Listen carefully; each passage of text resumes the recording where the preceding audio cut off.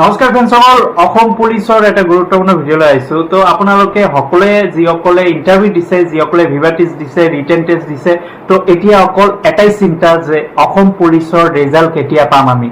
তো ফ্ৰেণ্ডসকল, অসম পুলিচৰ ৰিজাল্টৰ বাবে সকলোৱে ভয় পাই আছে। কিছুমানে ভাবি আছে যে ইমান কষ্ট কৰি আহিলোঁ, ইমান কষ্ট কৰিলোঁ, এতিয়া ৰিজাল্টত ফাইনেল ৰিজাল্টত যদি মেৰিট লিষ্টত নাম নাথাকে তেন্তে কি হ'ব। এইটো ভাবাৰে কথা হয়, কাৰণ ইমান কষ্ট কৰি আপোনালোকে দৌৰাদৌৰি কৰিছে, ৰিটেন টেষ্ট দিলে, ভিভা টেষ্ট দিলে, তাৰপিছত ভাইভা টেষ্ট দিলে, তাৰপিছত আপোনালোকৰ ফিজিকেল টেষ্ট হ'ল, সকলোখিনি হ'ল। তো এতিয়া যদি মেৰিট লিষ্টত নাম নাথাকে, অৰ্থাৎ ফাইনেল লিষ্টত যদি নাম থাকে, তেন্তে আকৌ এবাৰ ট্ৰাই কৰিব লাগিব, আকৌ কষ্ট কৰিব লাগিব। তো বহুত কষ্ট কৰি আপোনালোকে ৰানিঙত পাছ কৰিছে, তাৰপিছত ভিভা টেষ্টত পাছ কৰিল, তাৰপিছত ৰিটেনত দিলে, ৰিটেনত পাছ কৰিল, তাৰপিছত ভিভা টেষ্ট হ'ল। তো ফ্ৰেণ্ডসকল, এতিয়া কথা হ'ল যে অসম পুলিচৰ ৰিজাল্ট কেতিয়া দিব। তো অসম পুলিচৰ ৰিজাল্ট এই মাহতে দিব। আজি হৈছে ছেপ্টেম্বৰৰ 5 তাৰিখ। এই মাহতে আপোনালোকে অসম পুলিচৰ ৰিজাল্ট পাব। অসম পুলিচৰ ৰিজাল্টৰ লগতে আপোনালোকে গ্ৰেড 3, গ্ৰেড 4ৰ ৰিজাল্ট এই মাহতে পাব। তো আৰু কেইটামান দিন ৱেইট কৰক, আৰু 15টামান দিন ৱেইট কৰক, আপোনালোকে ফাইনেল ৰিজাল্ট পাই যাব। অসম পুলিচৰ যিসকলে কেণ্ডিডেটে এই বছৰ, অৰ্থাৎ যিসকলে এই বছৰ ইণ্টাৰভিউ দিছে, তাৰে ভিতৰত বহুত কেণ্ডিডেটে ফিজিকেলত পাছ কৰা নাই, তাৰপিছত ৰিটেনত কিছুমানে ৰিজেক্ট হৈছে, কিছুমানে ভিভা টেষ্টত যিসকলৰ ইণ্টাৰভিউ ভাল হৈছে, ভিভা টেষ্ট দুজনৰ বিপৰীতে এজনকে চিলেক্ট কৰিব। আৰু অকল ভিভা টেষ্ট ইতিমধ্যে বহুতে দিছে। ভিভা টেষ্ট ধৰি লওক 10,000 কেণ্ডিডেটে দিছে, তাৰ ভিতৰত 5,000 জনক চিলেক্ট কৰিব, আৰু এই 5,000 জনকে চাকৰিটো দিব।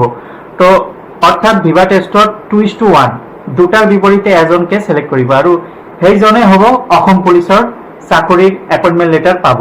আৰু চিন্তাৰ কথা, এতিয়া ভয়ো লাগে, কাৰণ ইমান কষ্ট কৰি ইণ্টাৰভিউ দিলে, ইমান কষ্ট কৰি ফিজিকেল টেষ্টত পাছ কৰিলে, তাৰপিছত ভিভা টেষ্টত।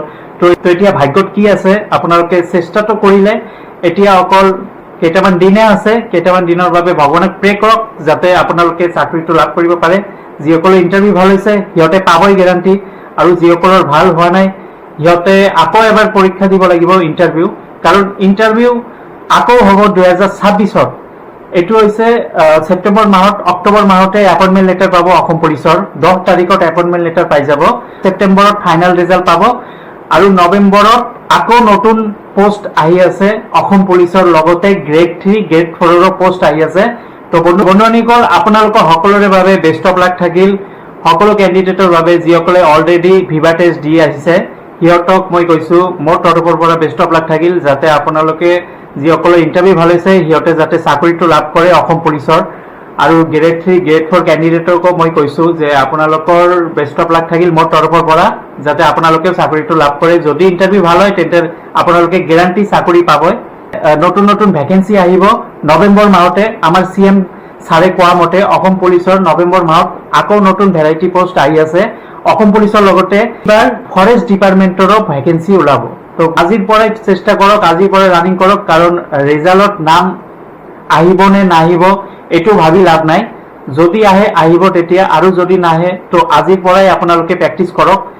যদি আপোনালোকৰ নামটো আহে তেন্তেতো আহি গ'ল, আৰু যদি নামটো নাহে সেইবাবে কৈছোঁ যে আজিৰ পৰাই ভালকৈ প্ৰেক্টিচ কৰক, যাতে আগন্তুক নৱেম্বৰ মাহতে এডভাৰ্টাইজমেণ্ট মুকলি হ'ব, আৰু 2026-ত ভোটৰ পিছত আপোনালোকৰ ইণ্টাৰভিউ হ'ব। ভোটৰ ৰিজাল্টৰ পিছতহে ফিজিকেল টেষ্ট আৰম্ভ হ'ব। তো সেইবাবে কৈছোঁ যে আপোনালোকে এতিয়াৰ পৰাই প্ৰেক্টিচ কৰক। যিসকলে এতিয়া বহি আছে ঘৰতে, আপোনালোকে আজিৰ পৰাই প্ৰেক্টিচ কৰক, যাতে আগন্তুক চাকৰিৰ বাবে প্ৰিপাৰেশ্যন ল'ব পাৰে। তো ফ্ৰেণ্ডসকল, আজি এইখিনিয়ে ভিডিঅ'। যদি ভাল লাগে লাইক কৰি দিব, আৰু নিজৰ বন্ধু বান্ধৱীসকলক শ্বেয়াৰ কৰি দিব। ধন্যবাদ।